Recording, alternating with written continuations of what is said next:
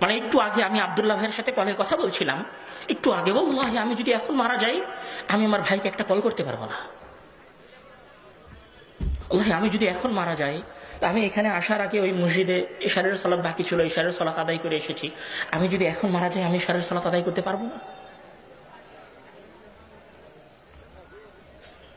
আল্লাহ, আপনি যদি এখন মারা যান, আপনি মনে মনে একটা কথা মনে করে এসেছিলেন যে কথাটা আমার আম্মাকে বাসায় গিয়ে বলবো, আপনি যদি এখন মারা যান কথাটা আপনার আম্মাকে বলতে পারবেন না,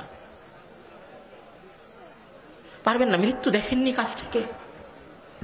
আপনার এলাকার কত চাচারা মারা গেল, মারা যাওয়ার পরে ওই শরীরটাকে বাসা থেকে বের করে বাসার সামনের বারান্দায় নিথর রেখে দিয়েছে। আপনার চাচার ওই হাতি আছে, ওই পাই আছে, ওই চোখি আছে, ওই মুখই আছে, কিন্তু হাতও নড়ে না, মুখও কথা বলে না, চোখও খোলে না, কানও শোনে না।